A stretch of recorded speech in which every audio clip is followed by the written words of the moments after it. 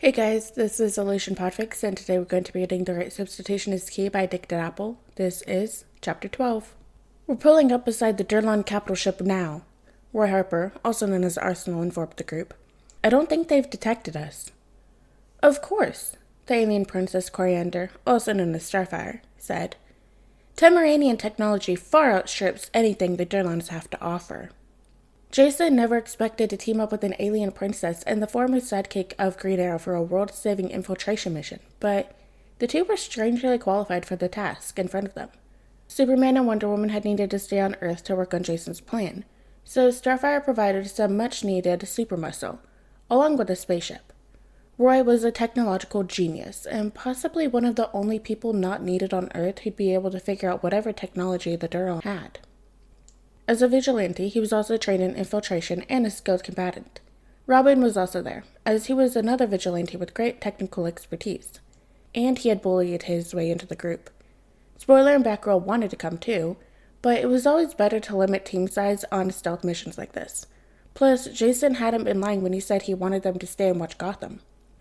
There was no way he'd leave his city undefended, and he trusted the girls to look after it. All right, Jason said to his temporary team, gear up. Everyone except Starfire put on their version of a spacesuit. They moved to the exit hatch. Robin? Jason asked.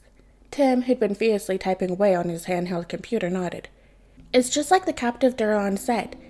They're not expecting us to even know they exist, so there's not much in the way of guards. Infrared indicates the latest patrol has just passed their airlock. We are good to go. Let's move.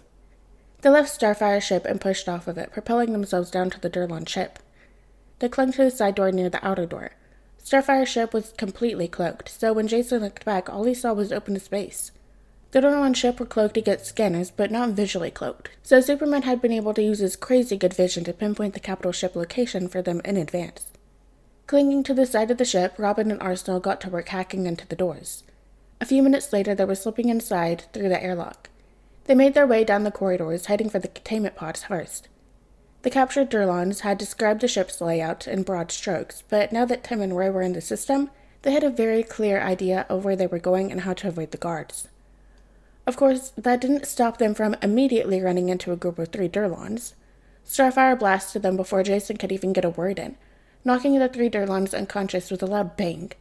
It was, suffice to say, not very stealthy. Shit, Jason mumbled. Anyone notice that baby bird? Robin frantically flicked through the cameras he'd hacked into his handheld computer. I think we might be okay, Robin said. No one was nearby, and I was able to shut down the alarms the blast would have triggered before they went off. Starfire, I would appreciate it if you would hold off on any energy blasts while we're still trying to be stealthy, Jason said, trying not to be an asshole about it. If he was a bright orange warrior with the power of a sun, he probably wouldn't be very stealthy either. Apologies, she said, having the grace to look embarrassed. They encountered a few more Durlans on their way to the containment pods, but Jason and Arsenal were able to dispatch them without raising any alarms. They hid the unconscious Durlans in storage rooms along the way. Robin made sure the storage doors wouldn't open until they were well clear of the ship. Eventually, they got to the vast room of the human prisoners.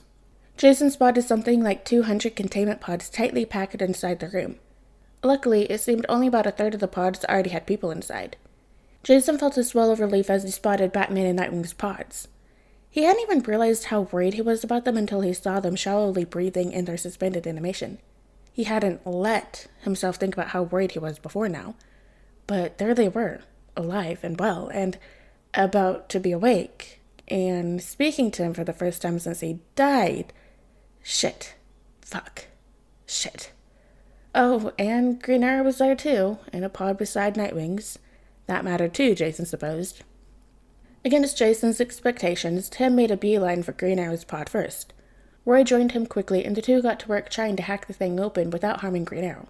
Maybe Tim wanted to use Green Arrow as the guinea pig before he tried freeing Batman and Nightwing. Jason tried not to be amused by the thought. Then Green Arrow was out, and Roy was helping him get his bearings while Tim moved on to opening Batman and Nightwing's pods. Jason managed to pay attention to how opening the pods was done, despite the sense of dread building within him. Soon, Jason would be face to face with his old family, who he kind of had beef with, but also maybe they weren't so bad, but also they totally wouldn't be happy about him killing people. But also, they might be kind of proud of him for being Batman while they were indisposed. Jason didn't know how he felt. The pods opened and shit, this is happening. It was happening whether Jason was ready for it or not. The first thing Bruce saw was Robin. Tim, who looked deeply worried. Before Bruce could really process his surroundings or take in what was going on, he was reaching forward to grasp Tim on the shoulder to give him a comforting squeeze. "Robin," Bruce said. "Report."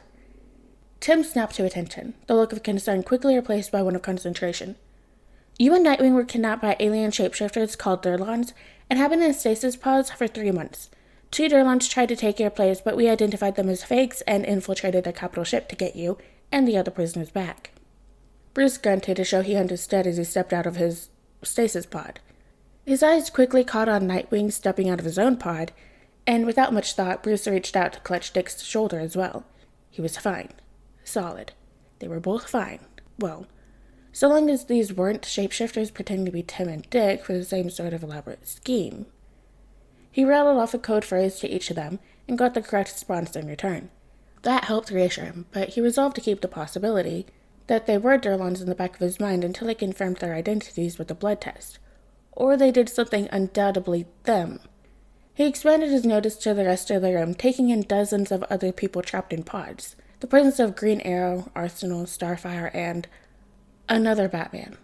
Another Batman who looked remarkably realistic in both appearance and body language. Robin noticed the way Bruce's eyes caught on the other Batman and quickly explained. "He's been filling in for the last 2 months. Gotham needs Batman." "Yeah, hi," the other Batman grunted in a very good approximation of Bruce's Batman grunt. "This is kind of weird," Nightwing said. "Are you sure he's not a shape-shifting alien?" Other Batman and Robin exchanged an amused look. They seemed close. It put Bruce on edge for reasons he found difficult to articulate. "We're sure," Robin said. "Let's keep moving," other Batman said. "We've got to start getting these people out of here and onto Starfire's ship. Robin, Arsenal, and Nightwing should proceed to stage 2 while the rest of us smuggle humans." "Wait," Robin said to other Batman. "We should make sure they really are who we think they are first. You know, with the thing?" Other Batman seemed to stiffen at the prospect, but then he sighed and turned back to Bruce and Nightwing. "Right," other Batman grumbled. "I suppose I have to." After about 10 seconds of other Batman doing nothing, Robin elbowed him on the side. "Right," other Batman repeated. "I'm going to do it." He reached a hand up to his cowl, then froze. "Batman," Robin said, and it took a second for Bruce to realize he was talking to other Batman. "Just do it." Other Batman physically shook himself, then finally pulled down the cowl. Bruce could feel all the blood leave his face. He opened his mouth, but no sound came out. That was his dead son. That was his dead son all grown up. That was his dead son all grown up and being Batman. Jason. What? How? What? Bruce looked at Nightwing, wondering if his mind was playing tricks on him, but no. Nightwing looked just as wrecked as Bruce felt. Then Bruce even looked at Queen in an effort to further confirm his sanity. Green Arrow didn't look as shell-shocked by the information as Nightwing, but he did look surprised. Green Arrow murmured. "I saw you in heaven." His dead son, all grown up, looked supremely confused by that statement. "Yep," Robin said to his dead son, all grown up. "That's them, all right." Then he turned back to Bruce and Dick, handing them some comms. "We've been using Jason's identity as a test to pick out aliens. Since he died so long ago, the alien imposters have no idea who he is." The confirmation of Tim actually calling him Jason went through Bruce like a blast from an electric fence. Before the rest of it could fully register in Bruce's brain, his dead son, all grown up, was pulling the cowl back up and turning away. "No!" Bruce wanted to yell. He needed to keep looking. He needed to drink in every detail of Jason's adult face. This was what his son could have looked like if he had gotten to grow up. This is what his son could have looked like if Bruce had saved him. Other Batman, Jason, was already getting back to the mission, talking to Robin about the steps to open the pods.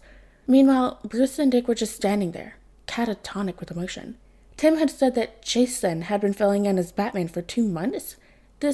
How was this possible? Robin seemed pretty convinced this Jason wasn't a shapeshifter, going on the assumption that this whole thing wasn't an elaborate trick. And Bruce still wasn't very convinced of that. It seemed like this was a Jason from some kind of alternate universe where he didn't die, and grew up to take over as Batman. Nothing else made sense. He was too grown up to be their Jason back from the dead. He would have needed to be alive and growing for years to get that big.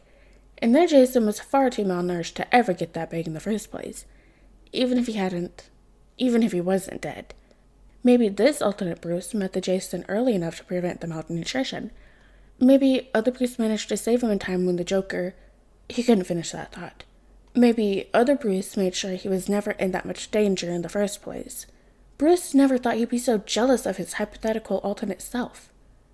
He pushed all of that to the back of his mind. He needed to focus on what was going on. He couldn't be distracted by thoughts of this alternate Jason, no matter how much he wanted to grab him and ask an endless stream of questions about his life. Bruce moved forward towards Nightwing.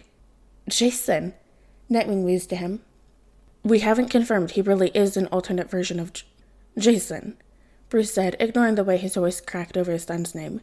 "This may be some kind of trick." Nightwing flinched slightly. "He feels like Jason." They look over to watch other Batmen conferring with Robin. "That's my genius baby bird," the alternate, or fake Jason was saying with a bright grin.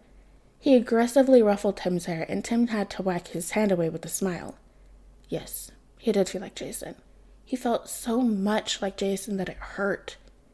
"Even if it's not a trick," Bruce said, his voice gruff with an effort to stamp down his emotions. "He can't be our Jason. He has his own world to get back to." Right, Nightwing acknowledged shakily. Alright guys, and that is the end of chapter 12 of The Right Substitution is Key by Apple. Hope you guys liked it, and see you next chapter.